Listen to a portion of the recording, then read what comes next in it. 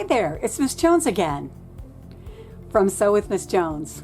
Oh my goodness, we are at the point where we actually start getting to put pieces together. So to get started, what we're going to do is I've taken all my pieces out from my bag, and I have my guide sheet because this is going to tell me what order I need to put things in.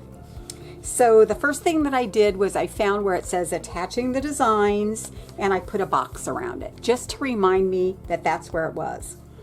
And we're only going to attach things to the top layer. We're not going to put it through both body pieces because we need to be able to leave them open, and then we can also hide all of our knots on the inside. So it says we're going to start by arranging the feet on the elephant felt pieces centered over the placement lines with the outer edges even. So what the heck does that mean? Well, first of all, we're going to have to take the pins and the pattern off of the elephant. Remember, I told you not to mark everything with the tracing wheel and paper because that's really messy. But we're just going to kind of do this as best we can by eye. And we're going to start with the elephant's feet. So I'm going to take my pattern piece off, but I'm certainly not going to throw it away. I need it for a while. And I'm going to take my top piece, and then I'm going to take the other one and stick it back in here. I don't need my trunk yet. I need my feet. I don't need my arms yet, or my eyes and my pupils. I am going to hang on to my ears though, because I can actually get these all ready to go the first time around. So let's take a look at the diagram. If you'll notice, the 2 feet pieces are down near the very bottom, and even though we don't have those drawn on, I think we can figure out where they go. So I am going to need a few pins, and I'm going to take this pattern piece off. And if you notice, these are right here. So I'm going to take one, and I'm going to line it up with this edge the best I can, and it tells me these edges are supposed to be even. So this one shouldn't be hanging off at all. And I'm going to stick a couple of pins in here to hold it together.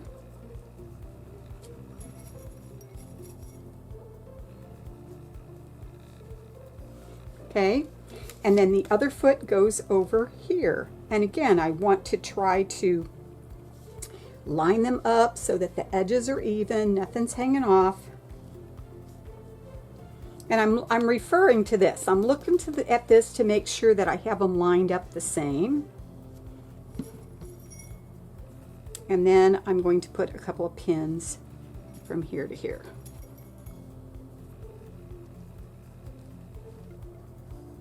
Alrighty.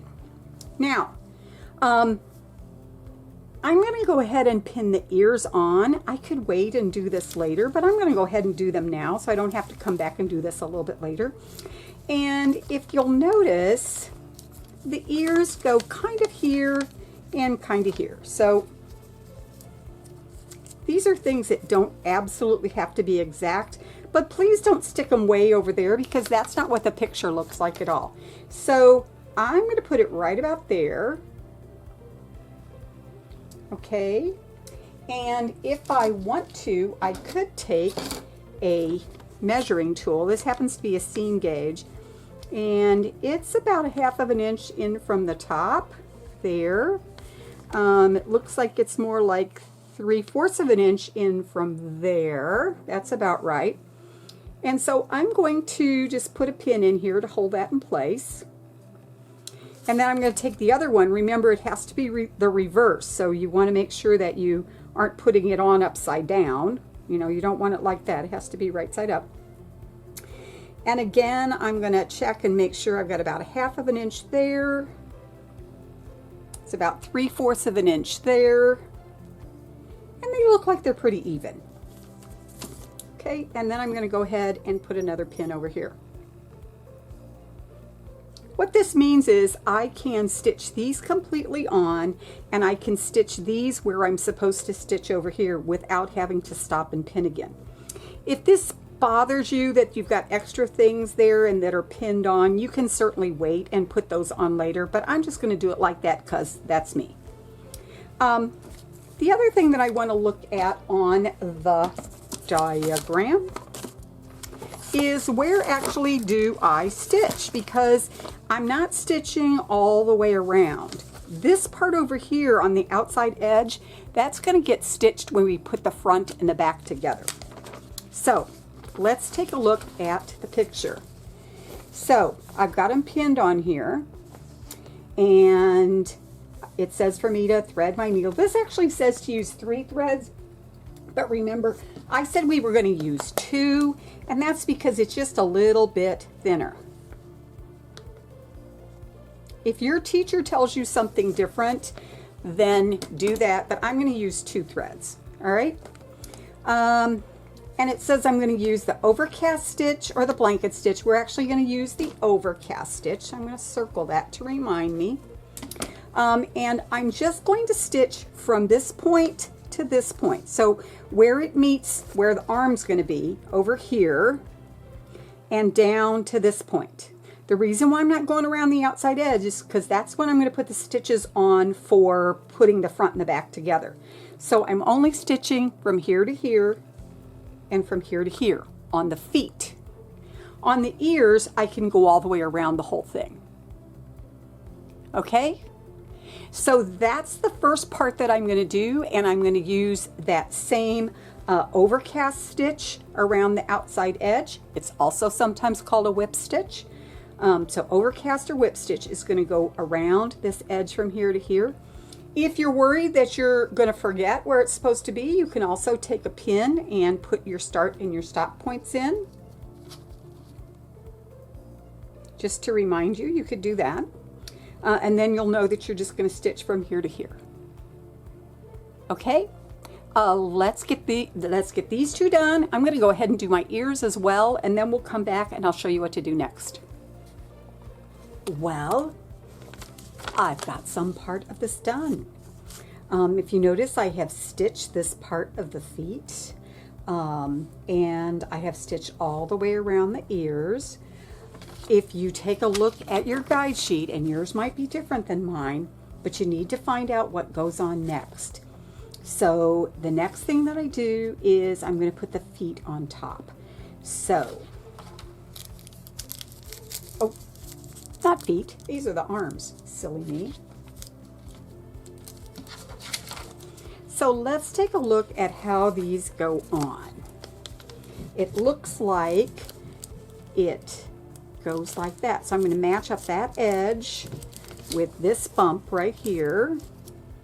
Okay, so I want the narrower edge with that bump right there, and the narrower edge of that right there. I'm going to put a couple of pins in to hold it in place.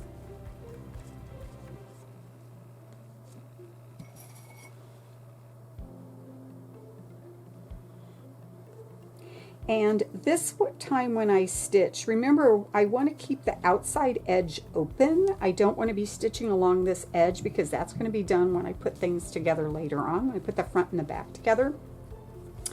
I could go ahead and attach the pupil, the pupil to the eyeball, and I might do that. I might not use the overcast stitch for that. I'm not sure yet because this is a really tiny thing, and I might just use a couple of running stitch, but I'm not sure yet. When you have a little tiny piece like that, this kind of stitching is not so easy to do. All right, so this time what I'm going to do is I'm going to stitch from here all the way around to there. I'm not going to stitch on the edge at all. And again, if you want to take a pin to remind yourself not to stitch between those 2 places, you can certainly do that. And once I have this part stitched on, then I'm going to put the trunk on. And I'm just going to show you where that's going to be placed eventually. So if you take a look at the diagram, it looks like it's just touching this arm over here. And this point, if you take a look at that right there, that little lumpy thing is right about there. And these aren't together yet, but I'm just going to kind of see where I'm going to put the eyeballs. This looks kind of wacky here, so I'm going to try to center it a little bit more. And I'm going to put an eyeball about there, and I'm going to put an eyeball about there. And then the pupils, I'm actually going to stitch the pupils onto those before I stitch them onto the back, because it's easier to just go through two layers instead of 3. So I'm going to work on the arms, then I'm going to put the trunk on, and then I'll come back and show you what I do with the eyeballs. Well, I stitched the arms on. I had already stitched the ears on, so I didn't have to worry about that. Then I put the trunk on, and then I decided that I would go ahead and do the overcast stitch, and I put the pupils on before I attached the eyeballs. So let's take a look. Here's my elephant's pattern. There it is, all stitched. Again, remember, I don't have any stitching on the very outside edge, because my next step after this is to learn how to do the buttonhole stitch, practice a little bit, and then I'm going to put the back and the front together. Bye for now.